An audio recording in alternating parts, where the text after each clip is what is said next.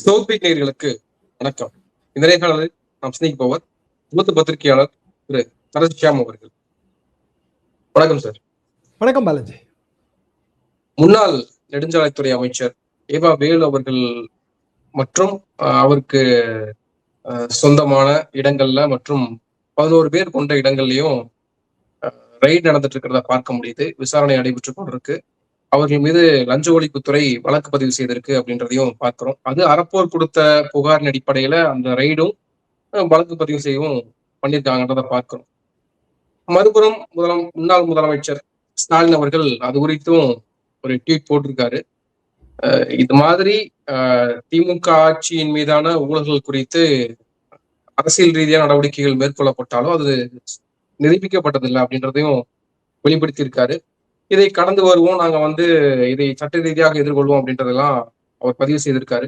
எப்படி பார்க்கிறீங்க இந்த நடவடிக்கையை?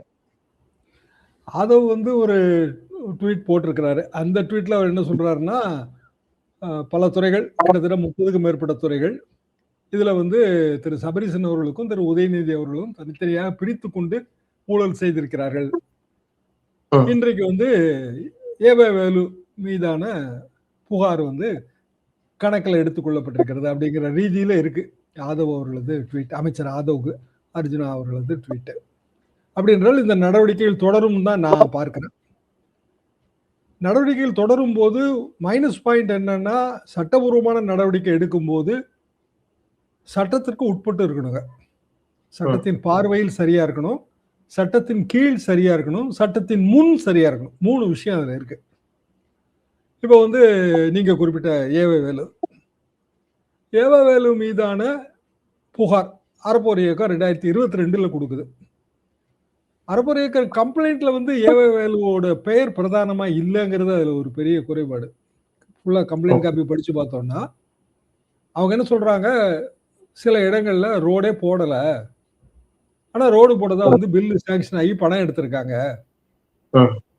அதுக்கு பிறகு பழைய அமைச்சர் எம்.ஆர். விஜயபாஸ்கர் புகார் கொடுத்த உடனே இந்த அதிகாரிகளை சஸ்பெண்ட் பண்ணிட்டு இரவோடு இரவாக அவசரமாக போலீஸ் பாதுகாப்போடு ரோடுகள் போடப்பட்டிருக்காங்க. இதுதாங்க புகாரோட சாராம்சம். இதுதான் கிரிமினல் கம்ப்ளைண்ட் கொடுத்துருக்கணும். ஏன்னா பணம் வாங்கிட்டு ரோடு போடாம இருந்து புகார் வந்த உடனே ரோடை போட்டு கணக்கை நேர் பண்றாங்க அப்படின்னா இவங்க பேர்ல கிரிமினல் கம்ப்ளைண்ட் கொடுத்துருந்துருக்கணும். எஃப்ஐஆர் அப்பமே பதிவு பண்ணியிருந்திருக்கணும். 2022 புகார்ல செக்ரட்டரி கொடுத்துருந்துருக்கணும், துறை செயலாளர் இல்ல துறையோட தலைமை பொறியாளர் கொடுத்துருக்கணும். இப்போ இந்த எஃப்ஐஆரை படிச்சு பாத்தீங்கன்னா அக்யூஸ்ட் 1 வேலு அவர்கள், அதுக்கு பிறகு நிறைய அதிகாரிகள், அதுக்கு பிறகு பிளாங்கா இன்னும் பலர், பெயர் தெரியாத இன்னும் பலர் அப்படின்னு அதுல இருக்கு. பெயர் தெரியாத இன்னும் பலர்னு எஃப்ஐஆர்ல நம்ம ஓப்பனா விட்டோம்னா நிறைய பேரை சேர்த்துக்கலாம். ஆனா இந்த அதிகாரிகள் என்ன ஆயிருக்காங்கன்னா, சஸ்பெண்ட் ஆனவங்க அதுல இருக்காங்க. 2022 சஸ்பென்ஷனு, அதுக்கப்புறம் சஸ்பென்ஷன் ரிவோக் ஆகி அவங்க பணிக்கு வந்துட்டாங்க. சில பேருக்கு ப்ரொமோஷனே கொடுத்தாச்சு, சில பேர் ரிட்டையரே ஆயிட்டாங்க. சஸ்பென்ஷனுக்கு பிறகு சஸ்பென்ஷன் நீக்கப்பட்டு பதவி உயர்வும் பணியிட மாறுதலும் அல்லது ஓய்வு பெறுதல். அப்படின்னா சஸ்பென்ஷனுக்கு பின்னாட ஏதோ ஒரு என்கொயரியில இவங்க பேர்ல குற்றச்சாட்டு இல்லைன்னு ஆயிருக்கணும் இல்லையா? அதர்வைஸ் நீங்க ரிட்டையர் ஆக விட மாட்டாங்கல்ல. மேட்ரு பெண்டிங்னா ரிட்டையர்மெண்ட் கிடையாதுங்க, எப்போதுமே ப்ரொமோஷன் கிடையாது. சஸ்பென்ஷன் பீரியட்ல நமக்கு அந்த சம்பளம் கிடைக்கும். சம்பளம்னா ஆரம்பத்துல கொஞ்சம் சம்பளம், அப்புறம் போக போக முழு சம்பளம், இப்படிதான் கிடைக்குங்க. இப்போ சஸ்பென்ஷன் ரிவோக் ஆயிருக்கு அப்படின்னா அரசியல் கூட இருக்கலாம், அதுல மினிஸ்டரே தலையிட்டு வேணான்னு கூட சொல்லியிருக்கலாம். ஆனா அந்த கேப் விழுது, அதான் 2022 இருந்து 2026 வரைக்கும். அப்படின்னா மிக இயல்பாக எஃப்ஐஆரை குவாஷ் பண்ணணும்னு போவாங்க. அதாவது தாவேகாவோட முதல் எஃப்ஐஆர் இது. தாவேகா அரசு வந்த பிறகு முந்தைய அரசு மேல இருக்கிற புகார்கள் அதை எடுத்து முதல் எஃப்ஐஆர்.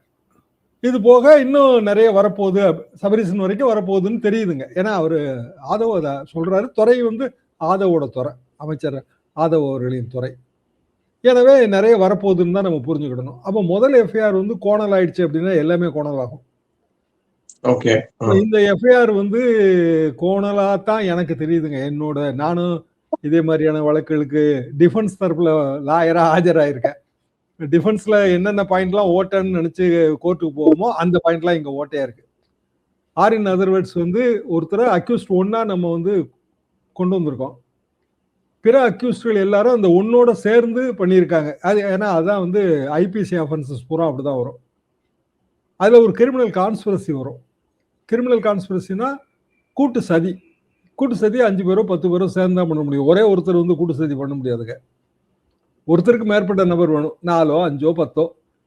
ஆனா சிக்கல் என்னன்னா அவர்களுக்கு இடையில இருக்கிற அந்த உறவு கண்ணி அது கரெக்டா இருக்கணுங்க. ஒரு கண்ணியா இருந்தா கூட அந்த கான்ஸ்பிரசிங்கிற சங்கிலி அறுந்து போயிடும். அதனாலதான் நிறைய பேரை சேர்க்க மாட்டாங்க.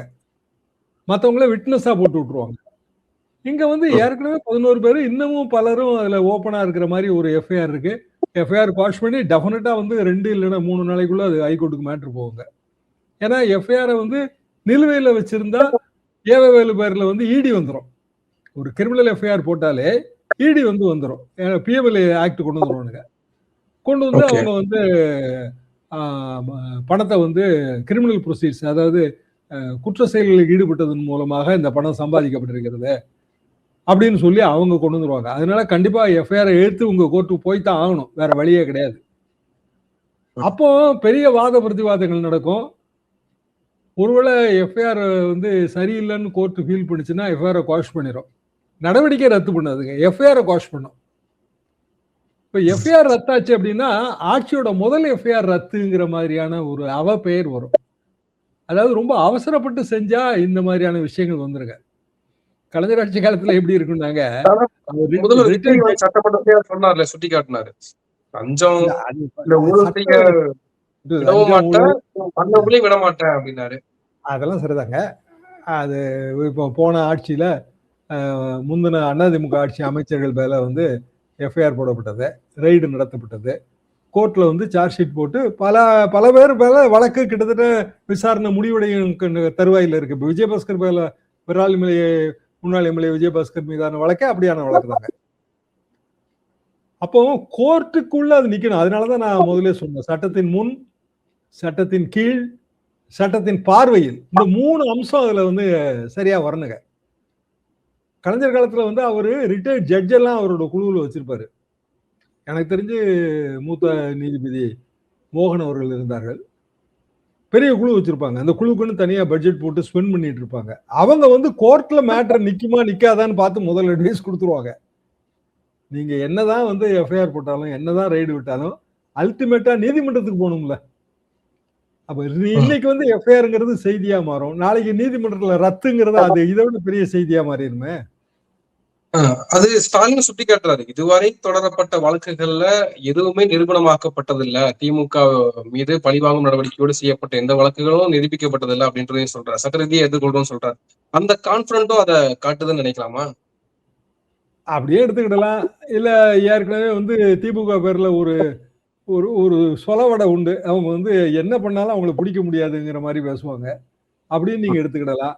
எது எப்படி இருந்தாலுங்க ஆட்சிக்கு இவங்க புதியவர்கள், அதிகாரிகள் பழைய அதிகாரிகள் தான், எல்லா அதிகாரியும் பழைய அதிகாரிகள் தான். அப்போ இவங்க அவசரப்படுத்தினாங்கன்னா அதிகாரிகள் வந்து அவசரமா செஞ்சிருவாங்க. நீங்க எந்த ஆட்சியிலும் இதை பார்க்கலாங்க.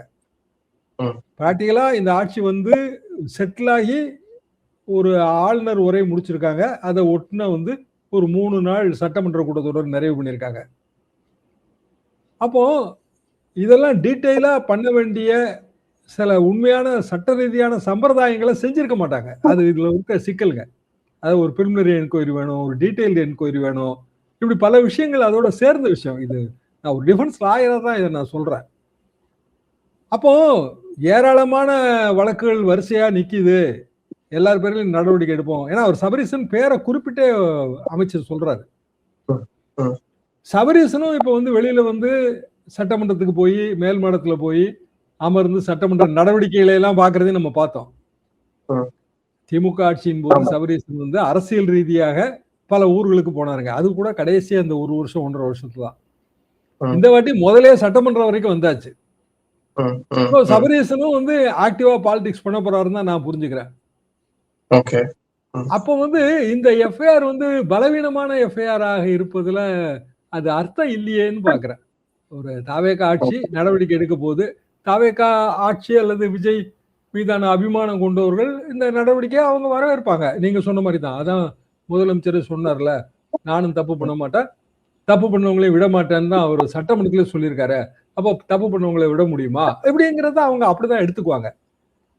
ஆனா சட்டப்படி அது நிலைக்கத்தக்கதாக இருக்க வேண்டும் என்பது வழக்கறிஞராக என்னோட பார்வை. நாங்க ஊழல் செய்ய மாட்டோம், தூய சக்தி அப்படின்னு ஒரு பக்கம் சொல்றாங்க. ஆனால் இன்னொரு புறம் முன்னாள் அமைச்சர்களை இல்ல அதிமுக எம்எல்ஏக்களை விலைக்கு வாங்குறாங்க, குதிரை பேர் அரசியல் நடக்குதுன்ற ஒரு பெரிய குற்றச்சாட்டு தவைக்கு அரசின் மீது முன்வைக்கப்படுது. இப்போது விஜயபாஸ்கர் என்ன நடவடிக்கை எடுக்க போகிறார், அவர் எங்க போக போகிறாரு, ஒரு 30,000 பேரோட தாவைக்கால் இணைய போகிறாருன்ற பல செய்திகள் கசிய விடப்படுது. இன்னைக்கு கூட பார்த்தோம், அவர் கிஃப்ட் எல்லாம் கொடுக்கறதா, தொகுதி மக்களுக்கு கொடுக்கறதெல்லாம் போட்டோவோட வெளியில வந்திருக்கு. அந்த நடவடிக்கை நம்ம எப்படி பார்க்கறது, நீங்க எப்படி புரிஞ்சுக்கிறீங்க? கிஃப்ட் ஆம்பர் மாதிரிங்க, ஒரு ஏவசல், ஒரு டப்பா, ஒரு ஒரு ஒரு ஏதோ குறிப்பிட்ட அளவிலான குலோப் ஜாமுன் டின்னு, ஒரு பேனா, அதுல வாசகங்கள், இப்படி எல்லாருக்கும் கொடுத்துருக்காரு. ஒரு 250 to 300 rupees ஒர்த்தா இருக்கும்னு நினைக்கிறேன். அதாவது அவரோட தொகுதியில் இருக்க எல்லா வாக்காளர்களுக்கும் தேர்தல் நேரத்துல இதை கொடுத்தோம் அப்படின்னா அது குற்றமாயிரும். தேர்தல் அவரே வேட்பாளரா நிக்கிற மாதிரி நினைச்சிட்டு தானே கொடுக்குறாரு. அப்போ அவர் இப்ப அதிமுக இல்ல, ராஜினாமா பண்ணிட்டாரு, தாவேக்கால சேர போறாருன்னு நீங்க சொல்ற மாதிரி 30,000 பேரோட சேர போறாரு, 20,000 பேரோட சேர போறாருன்னு பேச்சு அடிபடுது. அப்படின்னா தாவேக்கா அவருக்கு டிக்கெட் ஓகேன்னு சொல்லிருக்குன்னு தானே அர்த்தம். திமுகல அவர் சேர முடியாது இல்லைங்களா? ஏன்னா திமுக போட்ட வழக்குல இருக்கிற எச்ச சொச்சம் தானே இப்போ இன்னும் இருக்கு அவருக்கு. குட்கா வழக்கு, குட்காங்கிறது போதைப் பொருளுங்க.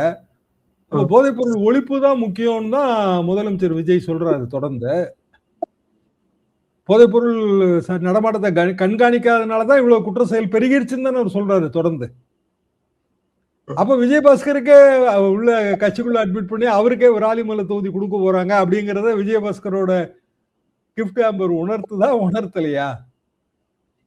29ஆம் தேதி என்னமோ சேர போறான்றாங்க.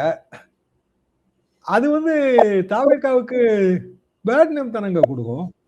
சரி, மொத்தம் 6 தொகுதி விமர்சனங்களை கடந்து கட்சியை பலப்படுத்தணும், அதிமுக பலவீனப்படுத்தணும்ன்ற எண்ணம் மட்டும்தான் அங்க இருக்கும். அப்படின்னா நம்ம தூய சக்தின்னு கிளைம் பண்ண முடியாதுல்ல. அப்ப நம்ம விமர்சனம் வரும் இல்லைங்க. அதை இவங்க எல்லாமே ஏற்கனவே ஏதோ ஒரு வழக்குல இருக்காங்க. வழக்கு ப்ராகிரஸ் ஆகுங்க, வழக்க வாபஸ் வாங்க முடியாது. அதுல ஒண்ணு சிபிஐ வழக்குல தண்டனை ஆயிட்டா என்னங்க, ஜெயலலிதா பேர்ல வழக்கே அவங்க முதலமைச்சராக இருக்கும்போது தண்டனை ஆயிடுச்சுலங்க. இப்ப வழக்கு இங்க நடக்குதுங்க, இவங்களுக்கு இப்படியான அட்மிஷன் கிடைச்சது அப்படின்னா வழக்க வேற மாநிலத்துக்கு மாத்துங்கன்னு சொல்லி திமுக போகும். அப்படிதானே பேராசிரியர் அன்பழகன் போனாரு. திமுக ஆட்சி காலத்துல போட்ட வழக்குங்க அது. 96, 97 போட்ட வழக்கு அப்படியே படிப்படியா பல நிலைகளை தாண்டியது. 2011 ஜெயலலிதா அவர்களே ஆட்சிக்கு வந்துட்டாங்க. வந்தோடனே பேராசிரியர் வேற மாநிலத்துக்கு மாத்தணும்னு போட்டாரு. கர்நாடக மாநிலத்துக்கு மாற்றப்பட்டது.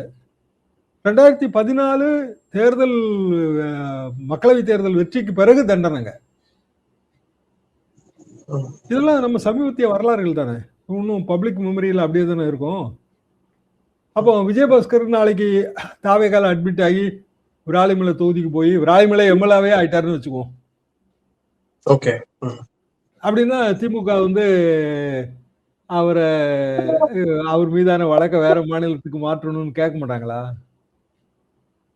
கேட்பாங்க. அதெல்லாம் சரி, ஆரம்பத்துல எல்லாருக்கும் ஒரு ஹனிமூன் பீரியட் உண்டுங்க. இன்றைய தேதிக்கு தாவேகா ஆதரவாளர்கள், இல்ல விஜய் மேல அபிமானம் உள்ளவர்கள், இல்ல திமுக அதிமுக 2 கட்சியும் வெறுப்பவர்கள், அவங்க மாற மாட்டாங்க. 35% ஓட்டு நாங்க 1,75,00,000 ஓட்டு வாங்கியிருக்கோம்னு முதலமைச்சர் விஜய் சட்டமன்றத்தில் பேசுறாரு. அது அப்படியே தாங்க இருக்கும். உடனடியாக மாறுறதுக்கு வாய்ப்பு இல்லை. ஆனா அடுத்த 6 மாசம் 1 வருஷத்துல அரசோட நடவடிக்கைகள், அதன் மீதான விமர்சனங்கள் கூர்மைப்படும் போது அது மாறும். திமுக 2021 ஆட்சிக்கு வந்தது எப்போ அதிருப்தி வந்தது? 2024 மக்களவை தேர்தல் வரைக்கும் முழு வெற்றி இல்ல. 26 தேர்தலுக்கு ஒரு 1.25 வருஷத்துக்கு முன்னாடி நடந்த தேர்தலுங்க 24 தேர்தல்ல முழு வெற்றி 100%. கிட்டத்தட்ட இதே கூட்டணி தான் இன்னைக்கு திமுக அணியிலிருந்து விலகி போயிருக்கிற அதே கட்சிகள் தான். முழு வெற்றி கிடைச்சது. ஆனா ஒரு 1.5 வருஷம் 1.25 வருஷத்துக்குள்ள அந்த வெற்றி எப்படி தேய்மானாச்சு? அப்பவும் தாவேகா வந்துருச்சுங்களே. மக்களவை தேர்தலுக்கு முந்தையே வந்து விக்கிரவாண்டி மாநாடு முடிஞ்சிருச்சு. தாவேகா கட்சி துவக்கப்பட்டதெல்லாம் அறிவிச்சாச்சு. தேர்தல்ல நிக்கல அவங்க, அவ்வளவுதான். அப்போ திமுக ஆட்சி மேல பெரிய வெறுப்பு அப்படின்னா அதிமுக கூட்டணி ஜெயிச்சிருக்கணும்ல 2024 தேர்தல்ல. ஏன்னா அப்ப அதிமுக கூட்டணியில பிஜேபி கிடையாது. சரி, ஆன்டி பிஜேபி ஒரு ஸ்டாண்ட் நீங்க எடுத்துக்கிட்டீங்கன்னா 24 பிஜேபி கூட்டணியில அதிமுக கிடையாது. அப்ப அதிமுக கூட்டணி நாங்க என்ன சொல்றோம், ஒரு எந்த தொகுதியிலும் வெற்றி பெறாம இருக்க நிலைமை போல ஒரு 10-12 தொகுதியில் அதிமுக கூட்டணி ஜெயிச்சிருக்கணும்ல. விஜய் அனுதாபிகள், விஜய் ஆதரவாளர்கள், விஜய் பேர்ல நல்லெண்ணம் கொண்டவர்கள் இவங்க 2024 இருந்திருப்பாங்களேன்றா. அப்ப அப்படி கணக்கு எடுக்க முடியாதுங்க. நம்ம மீதான கவர்ச்சி ஆதரவு எல்லாமே அப்படியே தான் கன்னியூ ஆகும் அப்படின்னு தான் 26ல திமுக நினைச்சது. ஏன் நினைச்சது? 24 தேர்தல் உங்களுக்கு அட்வான்டேஜா இருந்த உடனே என்னங்க 100% ஜெயிச்சிருக்கோம், அதுல கொஞ்சம் குறைஞ்சா கூட ஒரு 150 170 தொகுதி நம்ம ஜெயிக்கத்தானே செய்வோம், அப்படிதான் கணக்கு போட்டிருப்பாங்க. ஆனா கையில கிடைச்ச 60க்கும் கீழே எல்லாம் கிடைச்சது. எவ்வளவு டவுன் அது. தேர்தல் வெற்றி, அரசியல் இதெல்லாம் எப்போதுமே ஒரே மாதிரி இருக்கவே இருக்காதுங்க. வாக்கரசியல்ன்றது மாறிட்டே இருக்கிற விஷயம். அப்போ சரியாக வந்து நீங்க அந்த அரசியல் நகர்வுகளை சரியா பண்ணணும். எனக்கு என்னமோ ஏவவேலு மீது போட்டிருக்கிற அந்த எஃப்ஐஆருங்கிறதுல நிறைய ஓட்டைகள் இருக்கிறதா தான் நான் நினைக்கிறேன். இன்னொரு விதத்தில் நீங்க சுட்டி காட்டுறது போல தேர்தல் வெற்றி தோல்வி அப்படின்றது ஒரு பக்கம் இருக்கு. இன்னொரு பக்கம் அரசினுடைய நடவடிக்கைகள் அவங்க எப்படி ஆட்சி செய்தாங்க அப்படின்றது வந்து பக்கத்து மாநிலத்தினுடைய அமைச்சர் அவர் வந்து சொல்கிறார். நரலோகேஷ் வந்து ரீசெண்டா இந்தியன் எக்ஸ்பிரஸ் கொடுத்த பேட்டியில அவர் சொன்ன விஷயம்தான். திமுக மிகப்பெரிய அளவுக்கு எங்களுக்கு ஒரு காம்படிட்டிவா இருந்தாங்க, நல்லா ஆட்சி செஞ்சாங்க, அவங்களுடைய பர்ஃபார்மன்ஸ் பயங்கரமா இருந்தது. ஆனால் அவர்கள் வந்து தேர்தல்ல தோல்வியை தழுவுனாங்க. அரசியல்ல வந்து ஃபர்கிவ்னஸ் வந்து ரொம்ப மறக்க முடியாததெல்லாம் அவரு சொல்றாரு. அப்போ அந்த வேறுபாடுகள் இருக்குல்ல, நம்ம என்னதான் பர்ஃபார்மன்ஸ் பண்ணாலும் தேர்தல் வெற்றியை கொடுக்கும் நம்ம எதிர்பார்க்கவும் முடியாதுன்றத அவர் வெளிப்படுத்துறாருல்ல, அதை நீங்க எப்படி பார்க்குறீங்க?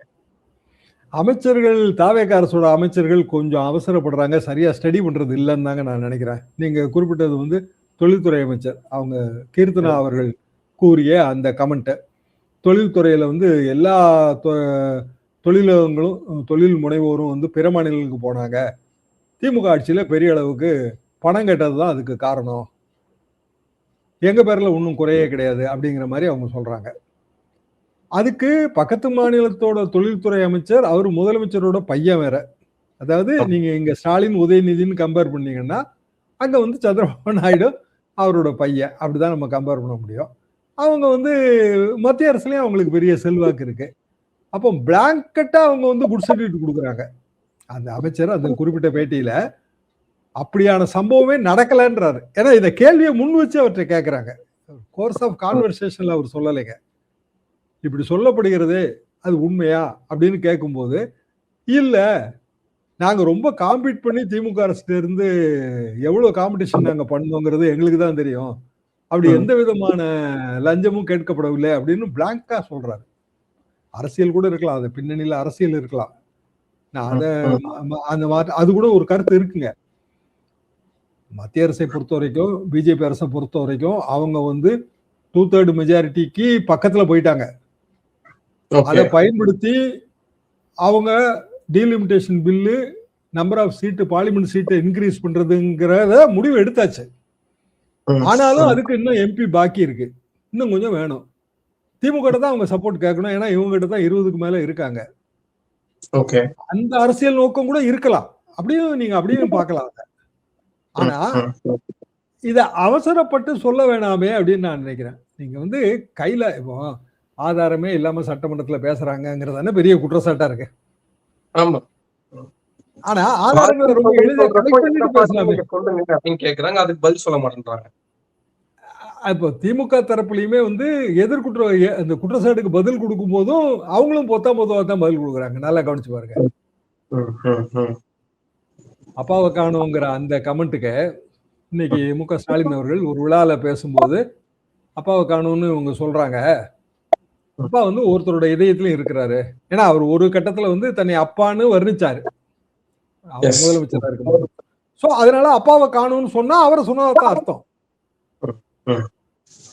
ஜெயலலிதா அவர்கள் உடன் பிறந்த சகோதரிங்கிறது 1996 வரைக்கும் அவங்க கான்செப்டுங்க. எங்க உங்க சிஸ்டரை காணும்னு அப்ப நம்ம கேட்டோம் அப்படின்னா அது ஜெயலலிதாவை சொன்னதா தான் அர்த்தம். ஏன்னா 96ல அவங்க தேர்தல் தோல்வி. அதுக்கு பிறகுதான் அம்மா. அப்ப அப்பாவை காணும் மாதிரி அம்மாவை காணும்னு அப்ப சொன்னாலும் அதுவும் ஜெயலலிதாவை சொன்னதா தான் அர்த்தம். ஜெயலலிதா அம்மாவை சொன்னதா தான் அர்த்தம். ஏன்னா சில விஷயங்கள் சில குறியீடுகள். அப்ப அப்பாவை தானே காணும்னு சொன்னோம். அது உங்களை சொன்னோமா அப்படின்னு நம்ம அப்படியான வியாக்கியானம் சரி கிடையாது. இவங்க சொல்லி முடிக்கிறாங்க அங்க அப்பாவும் மகனும் ஒன்னா சேர்ந்துட்டாங்க பாமகல. நான் யோசிச்சேன் என்னங்க அப்பாவை காணும்னு சொன்னாங்க அப்பாவை காணும்னு கடைசியில் அன்புமணி அவர்கள் தைலாபுரம் போய் அவங்க வந்து நான் உடம்பு சரியில்லாம என் உடல் நலனை கவனித்துக் கொள்ள போகிறேன் அப்படின்னு பெரியவர் சொல்லிட்டாரு அப்படின்னு அப்ப தோணுச்சு எனக்கு மனசுல தோணுச்சு. நோக்கம் ஒண்ணும் கிடையாது அதுக்கு. அப்போ அரசியல்ங்கிறதுங்க பல்வேறு முனைகள்ல பல்வேறு விதமாக நம்ம கணக்கு போட்டு காய் நகர்த்துற விஷயம். அதுல வந்து தடாலடி தர்பார் வந்து பயன் அளிக்காது. அது தொழில்துறை அமைச்சரா இருந்தாலும் சரிதான், இல்ல வந்து பொதுப்பணித்துறை அமைச்சர் ஆதவ் அவர்களாக இருந்தாலும் சரிதான். அவங்களுக்கு நோக்கம் நல்லா இருக்குங்க. நான் நோக்கத்தை கூட குறை சொல்லல. இருக்கலாம். ஒரு நல்ல ஆட்சி தரணும், ஊழல் இல்லாத ஆட்சி தரணும், டிரான்ஸ்பரண்டா ஒரு ஆட்சி தரணும். இப்போ ராஜ்மோகன் அவர்களை பத்தி ஒரு செய்தி படிச்சேன். அப்பாயின்மெண்ட் எல்லாமே வந்து கியூஆர் கோடு. அதாவது மினிஸ்டரை போய் பார்க்கணும்னா யாரை பிடிச்சா பார்க்கலாம் அப்படின்னு தானே எல்லாரும் நினைப்பாங்க. இப்ப அப்படி கிடையாதுங்க. கியூஆர் கோடு இருக்கு. கியூஆர் கோட்ல அது நீங்க ஸ்கேன் பண்ணீங்கன்னா உங்களோட கோரிக்கை மனுவை வந்து உள்ள இன்புட் பண்ண வேண்டியதுதான். கோரிக்கை மனு படிச்சு பார்த்துட்டு தேவைப்பட்டு அப்படியே அதிகாரி லெவல்ல டிஸ்போஸ் பண்ணணும்னா பண்ணிடுவாங்க. இல்ல மினிஸ்டரை பார்த்தா ஆகணும்னா ஒரு டைம் போட்டு கொடுத்துருவாங்க. அந்த டைம்ல அவரை போய் பார்க்கணும். அட்வான்டேஜ் இருக்கு. ஏன்னா நீங்க டிஜிட்டல் ஆக்கும்போது ஹியூமன் இன்டராக்ஷன் குறையும். மனிதர்கள் அதுல உள்ள வர்றது குறையும். அப்போ டிரான்ஸ்பரண்ட் ஆயிரும். ஒண்ணு. இன்னொன்னு அமைச்சரை பார்க்கணும்னு ரொம்ப விரும்புவாங்க சில பேர். அவங்களுக்கான ஒரு வாய்ப்பு அதுல கிடைக்கும். மூணாவது யார் வேணாலும் கியூஆர் கூட பார்க்கலாம். அதுவே ஒரு பெரிய அட்வான்டேஜ். சோ நவீனமான தொழில்நுட்பத்தை நம்ம பயன்படுத்தணும். அப்படி பயன்படுத்துகிற சில விஷயங்களை நம்ம பார்க்கிறோம். தாவேக அரசுல பார்க்கிறேன். நான் அது ரொம்ப பாராட்டுறேன். அதே நேரத்துல வந்து அவசரப்பட்டீங்கன்னா அரசியல் அது உதவாது. நிறைய முடிவுகள் அவசர முடிவுகளாக தெரியுது. சட்டமன்றத்துல அது நடந்த சில விஷயங்களை தாராளமா அவாய்ட் பண்ணிருக்கலாம். திமுக தரப்பு எதிர்வினையும் வந்து சரியில்லைங்க. இப்ப இதே ஏவவேலு அப்புறம் வந்து நேரு அவர்கள் இவங்க வந்து ரொம்ப டயர்டு ஓல்டு பேசுங்க. இங்க உதயநிதி வெர்சஸ் விஜய்னு ஆயிட்டு இருக்கு களம். ரெண்டு பேரும் ஒரே ஏஜ் வேற. அப்போ உதயநிதியோட இருக்க வேண்டியவங்க யாரு? பக்கத்துல தென்பட வேண்டியவங்க. விஜயோட பக்கத்துல இருக்கவங்க யாரு? Fresh energetic face. அவங்க தப்பு பண்ணுவாங்களா இருக்கும். அவசரப்படுறது மூலமா தப்பு பண்ணுவாங்களா இருக்கும். பட் அமைச்சர் ஆதவையோ அமைச்சர் ராஜ்மோகனையோ அவர் எனர்ஜெட்டிக்னு எல்லாரும் ஒத்துக்குவாங்கல்ல. அது நம்ம குறை சொல்ல முடியாதுங்களே. அப்ப இங்கேயும் அப்படி எனர்ஜெட்டிக்கான ஃபேஸ் இவங்க திமுகவோட இப்ப நடப்பு எம்எல்ஏக்கள் அதுல இருக்கிற யங்கிஸ்தான் குரூப்புகளை வந்து கொண்டு வந்து உதயநிதிக்கு பக்கத்துல நிறுத்துறது தானே திமுகவுக்கு நல்லது. இந்த இடத்துல எல்லாம் கொஞ்சம் வியூக பிழை இருக்குன்னு தான் நான் நினைக்கிறேன் திமுக தரப்புலையும். இதுல இன்னொரு சுட்டிக்காட்டினது போல ஆதவ் அர்ஜுனாவினுடைய ரீசன்ட் பேட்டி அதுல வந்து திருமா அவர்களுடைய ஒரு விமர்சனம் அப்பாவை காணோன்ற விஜயனுடைய அந்த கமெண்ட்டுக்கு அவர் வந்து இப்படி செய்யக்கூடிய சட்டமன்றத்துல நாகரிக அரசியலை செய்யணும் அப்படின்னு திரும்ப அவர்கள் சொல்றாரு. அதற்கு பதிலும் கொடுக்குறாரு. நாங்க ஏன் அமைதியாக இருக்கணும்? நாங்க வந்து அரசியல் ரீதியாக பதிலடி கொடுக்க வேண்டிய இடத்துலதான் நாங்களும் இருக்கிறோம். பண்ணையார் தனமாக நாங்களும் நடந்துக்க முடியாது, இருந்துக்க முடியாது அப்படின்றத பதில் அவர் சொல்றாரு. இன்னொரு பக்கம் திருமா அவர்கள் தாவேக்காவுக்கு நெருக்கடி கொடுக்கிறாரு, ஒரு தலைவலியை உருவாக்கணும்னு நினைக்கிறாருன்ற செய்திகள்லாம் பத்திரிகையில எழுதுறதையும் பார்க்க முடியுது. அப்போ என்ன நடக்குது? ஒருவேளை இந்த பாமக தந்தை மகன் நினைப்பு, திருமா மீதான விமர்சனம் இதெல்லாம் பார்க்கிற போது ஏதோ ஒரு நகர்வு நடக்குதா? பிசிகா வெளியே போய் பாமக உள்ள வருவதற்கான வாய்ப்புகள்லாம் இருக்கா? நீங்க எப்படி அதை பார்க்குறீங்க? வாய்ப்பு இருக்குங்க. அரசியல்ல எந்த வாய்ப்பையும் நம்ம நிராகரிக்க முடியாது. ரெண்டாவது சௌமியா அவர்கள் அவங்க சட்டமன்றத்துல அவர்கள் வந்து நடந்து கொள்கிற பாங்கு இது வந்து விஜய் அவர்களுக்கு பிடிச்சிருக்கிற மாதிரி தான் நான் நினைக்கிறேன். ஏன்னா முதலமைச்சர் தனியா அப்பாயின்மெண்ட் எல்லாம் கொடுத்து பாக்குறாங்க. அன்புமணி அவர்களை ஏற்கனவே விஜய் அவர்கள் போய் பார்த்தாங்க. பெரிய டாக்டரே அவர் பார்க்க போறாருங்கிற பேச்சு ரொம்ப மாசமா இருக்குங்க. அது அவர் கட்சி ஆரம்பிச்சப்பே போய் பார்க்க போறாருன்னு தான் சொன்னாங்க. என்ன தெரியல, ஒருவேளை அவர் வேணும்னு சொல்லிட்டாரா, அது நமக்கு தெரியல. ப்ராபபிலி இனிமேல் பார்க்கலாம். ஸோ பாமக இன், விசிக அவுட் அப்படிங்கிற நிலைமை நோக்கி போகுதா அப்படின்னா வன்னியரசு அதுல பாதிக்கப்படுவார். வன்னியரசு ரொம்ப சீனியர் லீடருங்க, விசிகோட சீனியர் லீடர். விசிகவும் பாமகவும் ஒரே அணியில வந்து இருக்கிறது ரொம்ப ரொம்ப கஷ்டம். அப்போ ஏதோ ஒரு பெரிய அரசியல் நகர்வு இதுல இருக்கு. அதாவது தந்தை மகனுக்கு இடையிலான சமரசத்துல பல அரசியல் சக்திகளும் இணைஞ்சிருக்குன்னு தான் நான் நினைக்கிறேன். ஆதவ் அவர்களை பொறுத்த வரைக்கும் ஒரு அரசியல் ரீதியாக உடனுக்குடன் பதிலடி கொடுப்பது, அதாவது தாவேகாவின் அரசியல் முகம் வந்து ஆதவ் தான். அது நல்லாவே தெரியுதுங்க. எல்லா அரசியல் இதுலயும் அவர் பதிலடி இருக்கு. அவரை அவசரப்படுறாருங்கிறது வேற விஷயங்க. ஆனா அரசியல் பதிலடிங்கிறது உடனுக்குடன் தான் கொடுக்கணும், வேற வழி கிடையாது. அப்போ திரும்ப வந்து அப்பாவை காணுங்கிற அந்த கமெண்ட், விஜய் அவர்களின் கமெண்ட்டுக்கு அவர் ஒரு மாற்று கருத்து வைக்கும் போது கண்டிப்பாக விஜய்க்கு அடுத்த லெப்டினன்டாக இருக்கிற ஆதவ் வந்து அதுக்கு பதிலடி கொடுத்துதான் ஆகணும். அதான் நான் சொன்னேன் ஆரம்பத்திலே வந்துங்க, விஜய்க்கான லெப்டினன்ட் யங் எனர்ஜெட்டிக்கா தெரியுறாங்க. அப்ப அவங்க கொடுத்துதான் ஆகணும். கொடுக்கும்போது அது விரிசல் வரும். ஏன்னா ஏற்கனவே திரும்ப வந்து கம்ஃபர்டபுளா அங்க இல்லைன்னு தான் நான் நினைக்கிறேன். பத்திரிகை செய்திகள் உண்மை என்று நம்ம எடுத்துக்கொண்டோம்னா, திரும்ப அவர்கள் ஒண்ணு வன்னியரசுக்கான துறையை மாற்றி கொடுக்கணுங்கிற அந்த டிமாண்டு ஏற்கனவே வைக்கப்பட்டது. அவருக்கு துறை மாற்றம் தேவை, இந்த துறை வந்து சரியில்லைங்கிற மாதிரியான, சரியில்லைன்னு அவரோட கெப்பாசிட்டிக்கு பத்தாதுன்னு நினைக்கிறாங்க. அது ஒண்ணு. இன்னொன்னு சில அதிகாரிகளோட மாறுதல்கள், இப்படியான சில விஷயங்களை திரும்ப வலியுறுத்தியதாகவும், ஆதவ் அவர்கள் வீட்டுல திரும்ப அவர்களும் ஆதவ் அவர்களும், அவர் வீடு வந்து பாய்ஸ் கார்டன்ல இருக்கு போல இருக்குங்க, அங்க வந்து அவங்க பேச்சு நடத்தியதாகவும், ஆனா அந்த பேச்சின் முடிவுல வந்து எந்த அரசியல் உடன்பாடும் எட்டப்படவில்லை என்றும் நான் நேற்று அல்லது நேற்று முன்தினம் கேள்விப்பட்டேன். அது உண்மையாக இருக்குமோங்கிற சந்தேகம் எனக்கு எப்படி வந்துச்சுன்னா, திரும்ப அவர்களின் பேச்சு, உடனே அதுக்கு ஆதவ் அவர்களின் பதில், இதுல இருந்து எனக்கு அந்த சந்தேகம் வந்துச்சு. சிபிஐ சிபிஎம் வந்து ஆட்சியில பங்கெடுக்கல. ஆட்சியில பங்கெடுக்கிற விசிக வந்து ஆட்சிக்கு எதிராக சொல்ல முடியாது. ஏன்னா அது அமைச்சரவை கூட்டு பொறுப்பு அதுல ஒண்ணு வருதுங்க. அது ஒரு கான்செப்ட். அப்படின்னா இவர் பதில் சொல்லித்தான் ஆகணும். இது இந்த விரிசல் வந்து பெரிதாச்சுன்னா அவங்க பாமகவை உள்ள கொண்டு வந்துருவாங்க அப்படின்னு தான் நான் நினைக்கிறேன். பாமகவும் அதுக்கு தயாரா இருக்குங்க. அதாவதுங்க முதலே பாமகவோட 4 எம்எல்ஏக்கள் ஆதரவு தர்றதாக அப்போ ஒரு பேச்சு நடந்ததுங்க. சௌமியா அவர்களுக்கு துணை முதல்வர் பதவி கேட்டாங்க, அது சரியா வரல. துணை முதல்வர்ங்கிற கான்செப்டே தாவேகால இல்லைன்னு அவங்க சொல்லிட்டாங்க. அவங்கள பொறுத்தவரைக்கும் துணை முதல்வர் கான்செப்ட் கிடையாதுங்க. அதிமுக ஆட்சியில எங்க துணை முதல்வர் கான்செப்ட் இருந்தது? திமுக ஆட்சியில உதயநிதி வந்ததுனால துணை முதல்வர் கான்செப்ட் வந்துச்சு. சோ தாவேகால துணை முதல்வர் கிடையாது, அமைச்சர் மட்டும்தான். அமைச்சர்னு வரும்போது இப்போ விஸ்வநாதன் அவர்கள் மீது ஏராளமான கான்ட்ரவர்சி வருதுங்க. உயர்கல்வித்துறை அமைச்சர், காங்கிரஸ் அமைச்சர். சமீபத்திய கான்ட்ரவர்சியில வந்து இந்த மராத்தான் ஓடின பெண் குழந்தைகள் காலை அவர் பிடிச்சு விட்டாரு, பதிவு செய்யப்படுவதாக போஸ்கோவுக்கு அவங்க கம்ப்ளைண்ட் கொடுத்திருக்காங்க.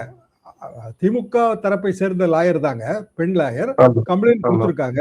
ஒன்னும் கம்ப்ளைண்ட் பேர்ல போலீஸ் துறை நடவடிக்கை எடுத்துருன்னு நான் நினைக்கல. ஆனா கோர்ட்டுக்கு போவாங்க, நடவடிக்கை எடுக்கணும்னு சொல்லி கோர்ட்டுக்கு போவாங்க. கோர்ட்டுக்கு போறதுக்கு முன்னாடி எப்போதுமே நம்ம போலீஸ் கம்ப்ளைண்ட் கொடுப்போம். ஒரு 15 நாள் டைம் விடலாம், இல்ல ஒரு வாரம் டைம் கொடுத்துட்டு கோர்ட்டுக்கு போய் கம்ப்ளைண்ட் பதிவு செய்ய சொல்லி ஒரு டைரக்ஷன் கேட்போம். இது எப்போதுமே நம்ம செய்யறதாங்க. நீதிமன்றத்துல ஒரு பிராக்டிசிங் லாயர் எல்லாருக்கும் இது தெரியும்.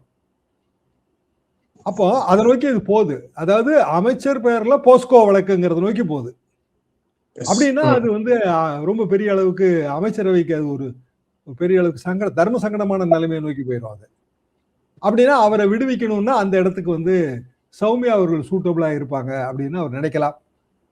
வன்னியரசு வந்து அவர் ஒரு பட்டியலினத்தை சேர்ந்த அமைச்சர், அவர் வேற மாற்றி கொடுத்தாங்க அப்படின்னா அந்த இடத்த நமக்கு கொடுக்கணும்னு அவர் நினைக்கலாம். இதுல நிறைய கணக்குகள் இருக்கு. எந்தெந்த கணக்கு எப்பப்ப சரியா வருங்கிறதுக்கு காலம் தான் வருது.